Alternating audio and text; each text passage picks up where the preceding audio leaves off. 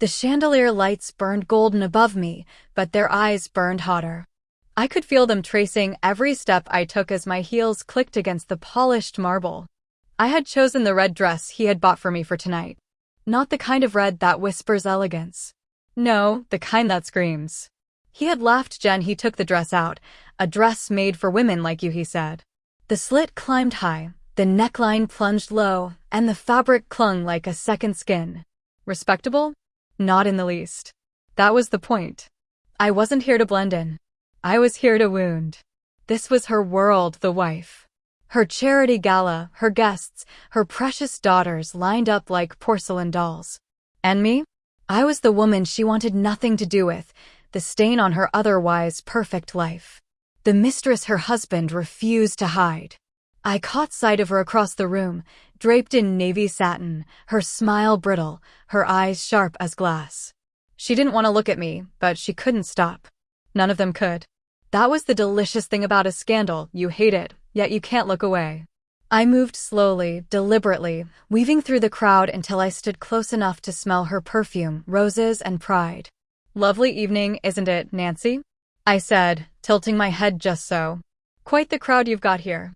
Her smile never wavered, but her voice was tight. What are you doing here? I took a look around, making sure eyes were on us. You know why I'm here, Nancy. I came to donate to your charity on behalf of your husband. She stiffened. You don't belong here. Oh, but I do, I purred. I reached for a glass of champagne from a passing waiter, holding it lightly between my fingers. He invited me. Didn't you know? Her jaw clenched, a tremor running down her hand as she held onto her clutch. You've made your point parading around in that. But this is my family. My daughters. My home. I laughed softly, the sound cutting sharper than any slap. Your daughters? Oh yes, your little princesses. So delicate. So replaceable. I let my eyes glitter with mockery. But you and I both know he only needed one thing. An heir. And who gave him that, darling? Certainly not you. Her mask cracked, the smile slipped, her nostrils flared. A hush spread through the surrounding crowd. More people were watching now. I sipped my champagne, savoring the bitter taste of victory. You think you've won? She hissed. You're nothing but a spectacle. A cheap distraction. Perhaps, I said, leaning closer, close enough for her to feel the warmth of my breath. But I'm the distraction he chooses. The one he flaunts. Every time you see me in his arms, every time you hear my name whispered, remember this, I am not hidden. You are the one he keeps in the shadows. The color drained from her face. I smiled, lifted my glass, and walked away, every click of my heels a dagger in her pride. The music swelled again, violins trying to patch the silence. I drained the last of my champagne and made my way to the exit, whispers following me. But just as I reached the marble staircase, a figure blocked my path. The eldest daughter, the exact replica of her mother. She had her mother's beauty and her father's anger. Her hands trembled as she clenched her fists at her side. The whole room seemed to lean forward, waiting. You, she spat, voice shaking. Haven't you done enough already? You've humiliated my family enough. Leave us alone. And then it came, the sharp crack of her palm against my cheek. Gasps rippled through the crowd. Glasses froze midair. Somewhere, her mother half rose, then faltered back down. The sting burned my skin, but I didn't raise a hand. I didn't give them the satisfaction of a fight. Instead, I smiled. I bent slightly, enough to lower my voice to her ear, though loud enough for the circle of onlookers to catch every poisoned word. You hit like a child, I whispered. And that's what you'll always be in his eyes. A child. Not an heir. Just another girl, waiting to be ignored. Her face crumpled, anger faltering into something smaller, shame, doubt. The crowd shifted uncomfortably. I straightened, smoothing the red dress over my hips. Then, with a tilt of my chin and a voice that carried across the ballroom, I added, Careful, darling. Some battles aren't worth fighting in public. Especially battles you've already lost. Her hand fell limp at her side. Her eyes glistened, not with rage now, but with humiliation, as she was reminded of how she was a disappointment to her father. I left her standing there, cheeks flushed, fists unclenched, while I walked away. The next morning, the world was already buzzing. The tabloids had sunk their teeth into the story, woman in red causes seen at Senator Callahan's charity gala. I stood at the window of the penthouse he had gilded around me, watching the gardeners go about their day. On the table laid the tablet I had discarded after scrolling through many articles, each one spelling my name wrong but getting my face right. I wasn't sure which was worse, the lies they told or the truths they hinted at. The door clicked open behind me. I didn't turn. I didn't have to. His cologne always arrived first, sharp, expensive, and suffocating. "Quite the show you put on," he drawled, stepping into view. His eyes glittered with cruel amusement as he loosened his tie. The slap, the speech, the red dress. "You really do know how to make a scene, Katrina." I lifted my gaze from the grounds below to him. Callahan was in his late 40s, handsome with salt and pepper hair and a strong build. Wealth dripped from every move he made, enough that even the president bent his will. But behind his charm, there was a cold, unmistakable evil in his eyes. My gaze moved to the large television mounted on the wall. The CCTV footage from last night was already playing. He had queued it up. Rewind. Play. Pause. Rewind. Over and over, he watched the exact moment the eldest daughter's hand met my cheek.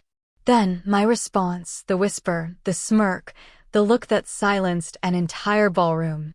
He laughed under his breath. "That face you made, priceless." My jaw tightened. "You enjoyed that?" He smirked. "Of course. You humiliated them. You made her cry. The wife didn't even dare to look at me afterward. You broke them down in public." I stood, voice steady but cold. "I didn't do it for you." He turned his head slightly, curiosity lacing his tone. No, I did it so you would let me see him." "I'm not your weapon, Callahan," I said. "I'm done being used to hurt your family. Whatever you think this is, it's not love, it's cruelty." His smirk vanished. The silence between us shifted, heavy and dangerous. He closed the distance in 2 slow steps. His hand shot out, gripping my chin so tightly my teeth ached. His voice dropped, calm but venomous. "Don't mistake your body for power, pet." His thumb pressed against my jaw. "You belong to me. Every look, every breath, every night. I own you. And I'll use you however I want."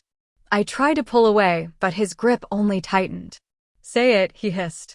My heart pounded, throat burning as I whispered, tears burning in my eyes. "I belong to you." When he was satisfied, he let go with a shove that nearly sent me back onto the couch. "Know your place," he said, straightening his cuffs. "You're not my wife, you're nothing. Don't forget what you signed. Wear the black dress tomorrow. I'll be here at 7 p.m. The door slammed behind him. I sat there, the echo of his voice still cutting through the air. My body trembled from fear, frustration, and anger. My hands clenched into fists as tears dripped down. The dress was black, the kind that clung too tightly, too short, too loud. It screamed the name he'd branded me with. Mistress. Whore. The other woman. When I caught my reflection before leaving, I almost didn't recognize the woman staring back. But that's the point, isn't it? He never liked me to look like myself.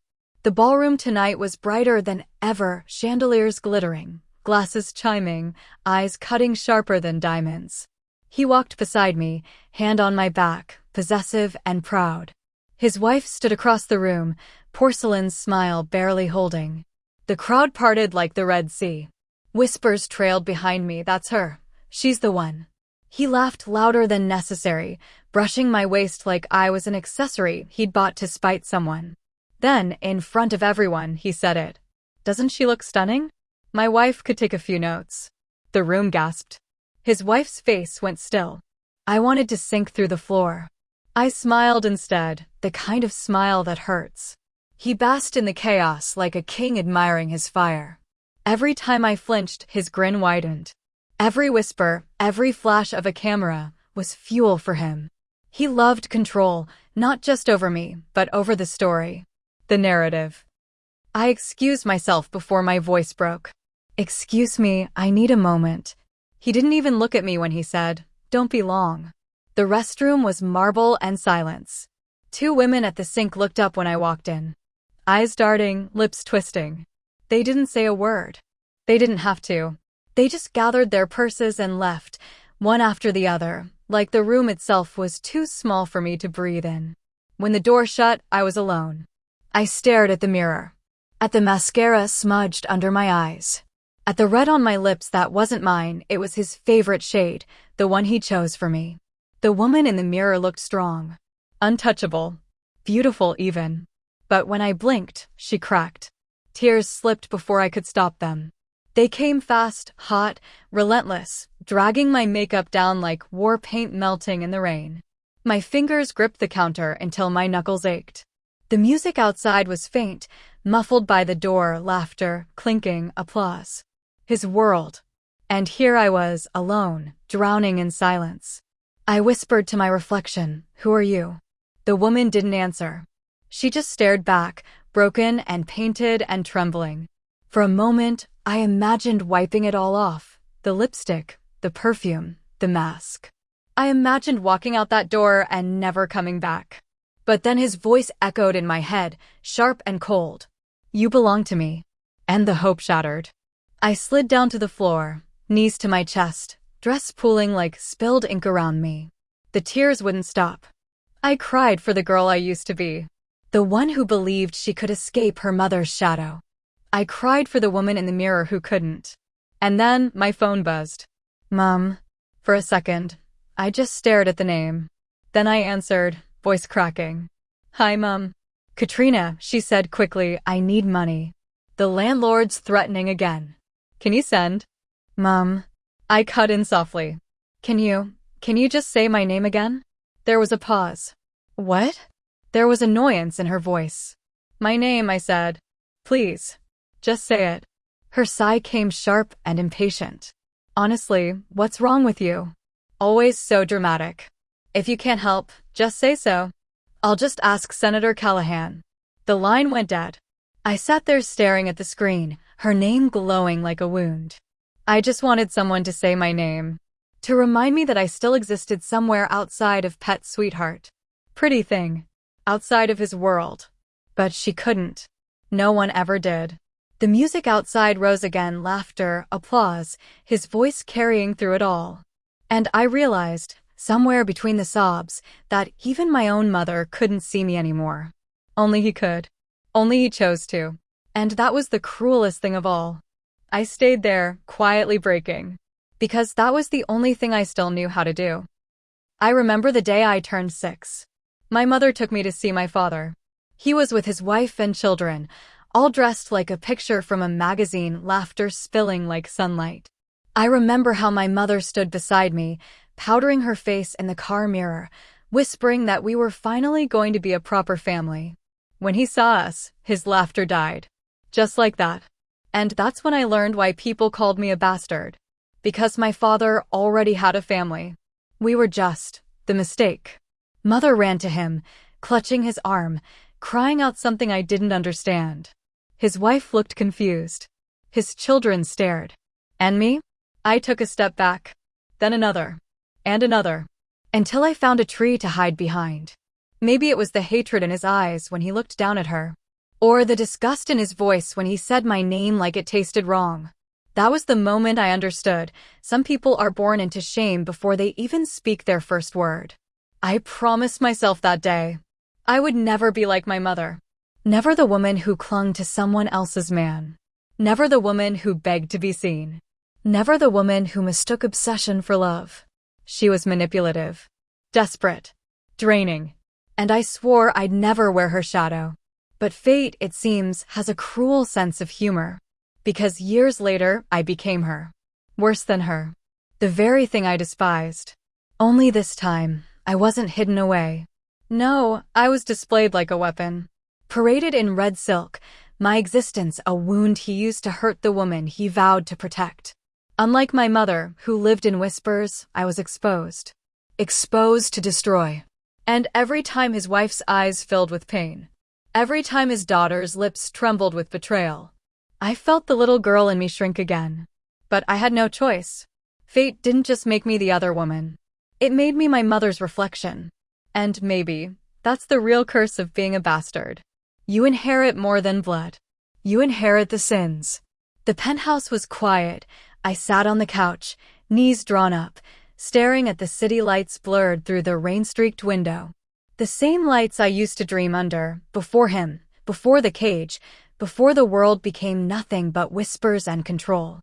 I had tried to obey, tried to play his game, tried to survive. The door clicked. My heart stuttered before my mind could process. He stepped in. Hands strong, confident, holding someone. Our son.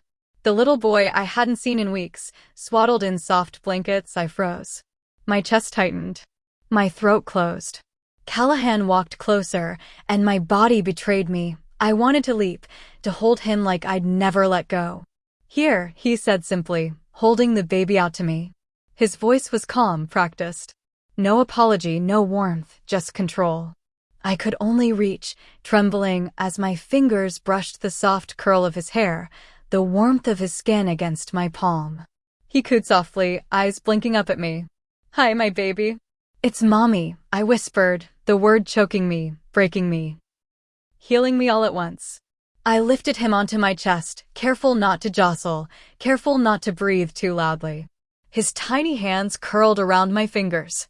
His little chest rose and fell against mine. He didn't say anything else. He just watched us, the faintest smirk curling his lips, a reminder that he still owned the rules of this world. I don't know why you stopped cooperating with me, pet. See, I've brought our son safely after you pleased me. He nodded and left. For now, all that mattered was the warmth of my son in my arms, the soft press of my lips against his forehead, and the tiny heartbeat I could finally feel beneath my own. There was only one thing in my head. I had to get us out of here, even if I died trying.